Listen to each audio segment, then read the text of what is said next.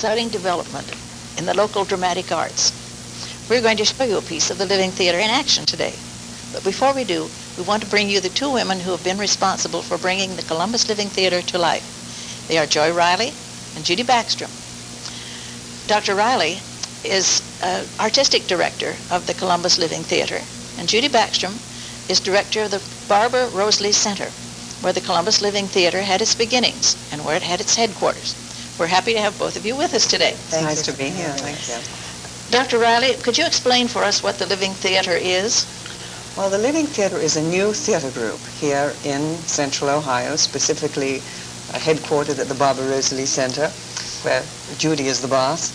And it is composed of senior adults, and it performs material that they come up with or that are put together as a group project, and they perform in the community at large. I see.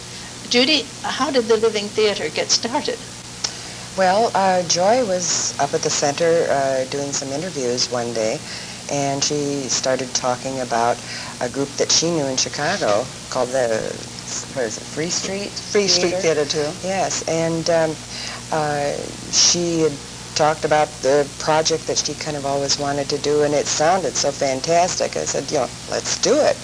So last October, Joy started holding weekly oral history workshops, and by January, she was putting together a script from the material, and I think in February or March was our first performance. We have a taped excerpt from one of the Living Theater's performances that we'd like to show you. So let's watch. I really object to the term golden age. I certainly do. Gold is a precious metal and it's valuable. But there is nothing gold about old age. It's lonely and it's dull most of the time. I admit there are a lot of people who think I might feel a lot better if I had my grandchildren here and something to be happy about. But golden age is not my cup of tea. Well, what would you call it? Maybe silver? Not even pewter. Maybe tin. The tin age. It really isn't all that exciting to be a golden ager. I'm kind of sick of it. To me, the golden age is really golden. I love being old. All my life, I've been scared of being old. Now I'm in my 80s and I'm having a ball. I think the reason I enjoy life so much is because I keep busy all the time. Also, the good Lord has blessed me with excellent health. Also, I have 3 very dear lady friends. I said friends, not lovers. I've always felt that it is the duty of a single man to keep some poor lonely widow from being lonely. It's almost a public duty. It's a noble thing. Is it not 3 times as noble to keep 3 widows from being lonely? The only thing that's bad about it is that it's blooming expensive and it takes up an awful lot of time. What we saw was part of a program called The Golden Age. Dr. Reilly, could you tell us something about this material and other types of materials that are to be presented? Well, we get this material in a variety of ways. As Judy mentioned, in the oral workshop, which we have every week, I ask people to write down their thoughts about certain topics, or I might ask them to talk about their life when they were growing up. And then we take this material and I either record it on a tape recorder or they actually write it down, depending on who feels comfortable with what.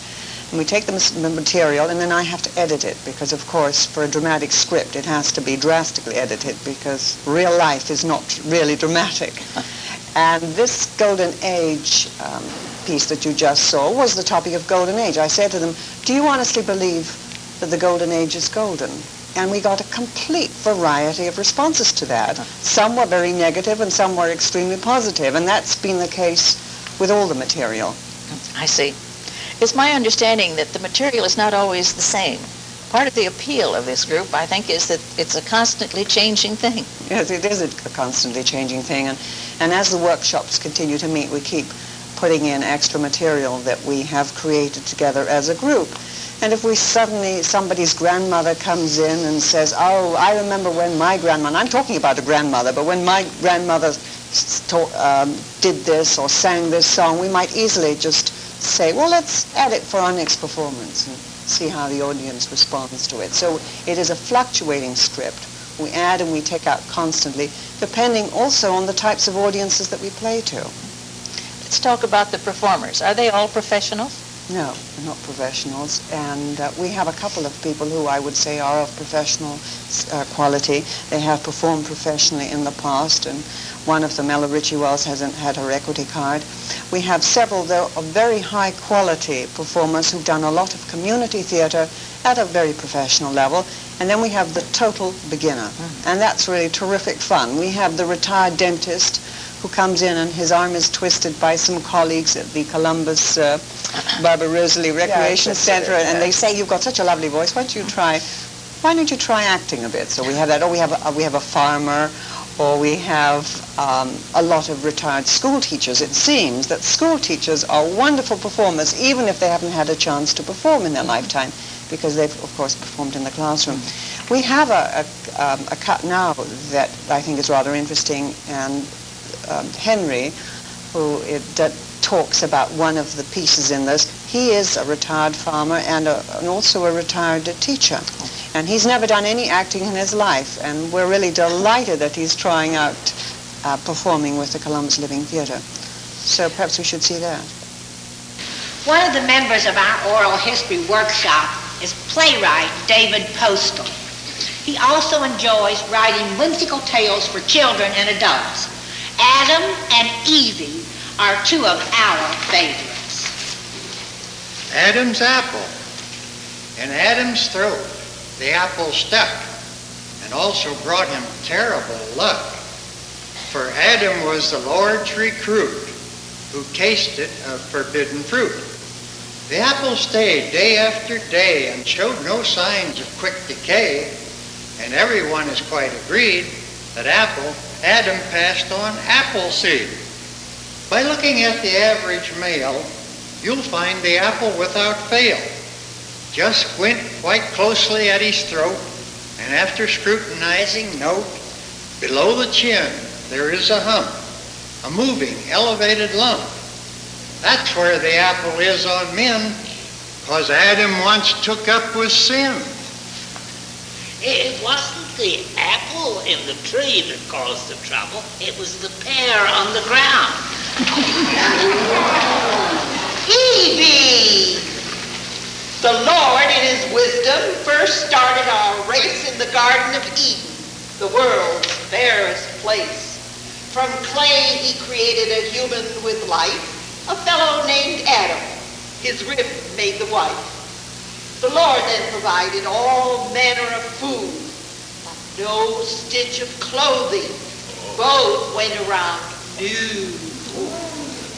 Eve had not a girdle, no panties, nor hose. This very first missus just didn't have clothes. So Eve chose a costume by bending a twig, then daintily plucking a leaf from the fig. This scanty attire was so teeny-weeny, though Eve didn't know it, she'd made a bikini.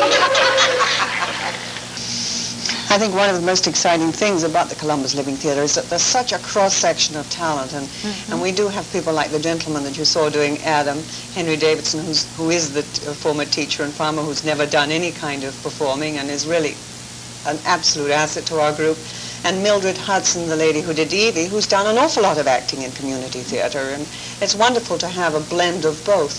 And we also do a variety of different types of material, not only stuff that we've written, but some of our members write whimsical fairy tales and biblical tales.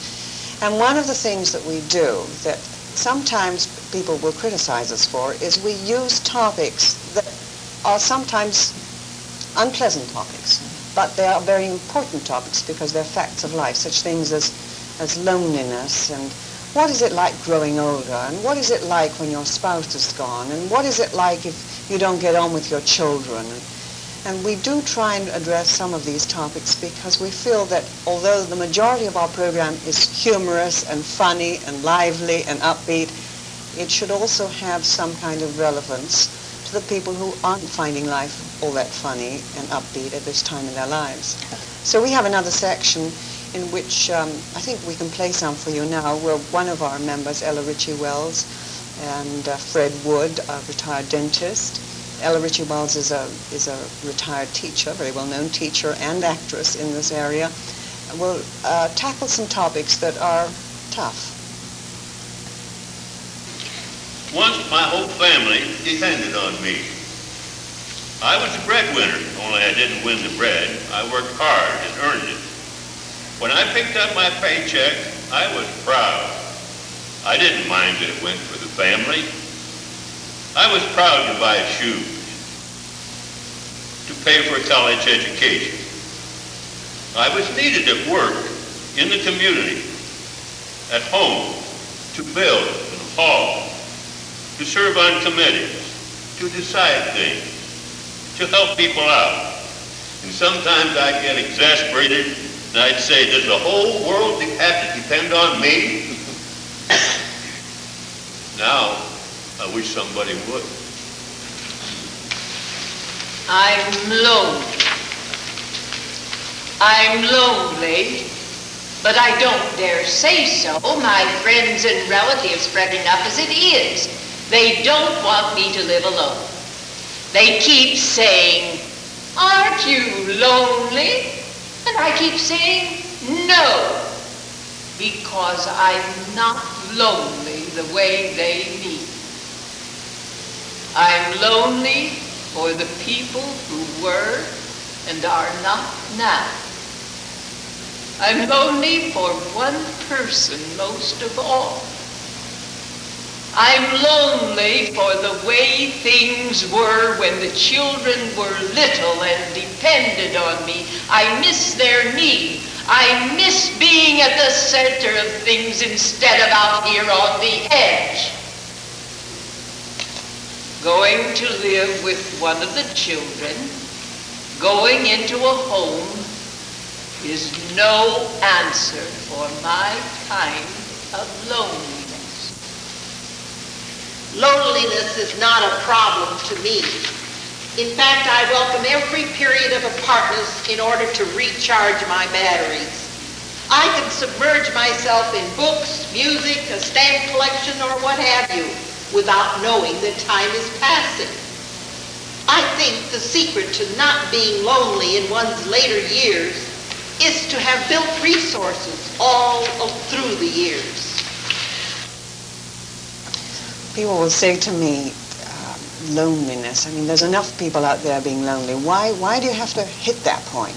Don't talk about it. And I think we could go out and say, well, everything is sweetness and light, but I want this group to be a group that has some significance, that has some depth to it, that has some artistic integrity.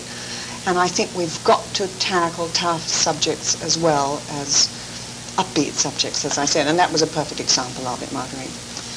Judy, what is the age range of this group? Well, it borders in the mid-70s, but we have several people who are in their 80s in this. And I just can't tell the difference in age anymore. They all look the same age to me, young. And where has the group performed, and what kind of responses are you getting? Well, they've performed at centers, and they've performed at the Golden Age Hobby Show at the Janus Center, and for a couple of service clubs for their annual meetings. And Joy, what other? Well, they performed at a school, and we're hoping to go out into the community and perform at all sorts of different types of groups, because we feel that this type of material is available for every age group, and we can also adjust it, as we said before. We can adjust the material to be appropriate for every age group. So we're willing to perform anywhere, almost at any time, providing our performers feel that it's a good show to do, or a good place to perform at. If anyone is interested in booking the Columbus Living Theater, whom should they contact? Well, Judy, for one. Yes, you can contact me at the Barbara Rosalie Center. My number is 267-6402. and I'll be glad to take 10% of anything to book the... No, I'm teasing. But, no, just contact me, and I'll be glad to make the arrangements. What kind of support does the Living Theater get from the city government? Well, we get the most wonderful support, really, from the Barbara Rosalie Recreation Center, and I think Judy's probably better qualified to handle that type of a question. They give us a home, they hold our hands, they help type our material. Oh, yes, and rewrite and retype and stuff, but this is operated, of course, by the City of Columbus Recreation and Parks Department. We are under that umbrella group, and they're very supportive of it, and my immediate superiors are very supportive of this. They think this is really great. What are some future plans for the Living Theater? Well, the sky's the limit as far as the Living Theater is concerned. The Ohio Arts Council has given us an artistic grant. They came and saw our material and felt that we qualified, being an artistic group of some integrity, so they wanted to give us some support to show encouragement. What I find so exciting about the Columbus Living Theater is that we seem to be at the edge of what's happening all over the country. When Judy and I first started this project, we only knew about the Chicago project, and we'd heard about a San Francisco project, and one, I think, in Cincinnati that had been there a few years ago. But now, recently, I've just come back from the West Coast, and there are groups like this springing up all over the country. So to answer your question, Marguerite, about the future, I'm hoping that we will have a very involved artistic group that goes out and performs in the community and airs the concerns of senior adults. Should I not say senior citizens? My group says I may not say senior citizens. They're very emphatic about what I may say. Go out and perform, and also perform for different age groups. For instance, perform for young children. Perform the type of material that will tell them what it was like when their great-grandparents were growing up. Because this is very important, I think, in America today. I think we need to hold on to our roots. Well, the Columbus Living Theater is certainly to be commended, as is each of you. Now, once more, for information, whom do we contact? Judy Backstrom at Barbara Rosalie Center, 267-6402.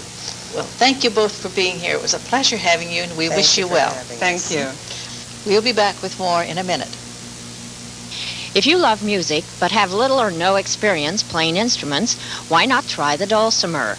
The Marion Square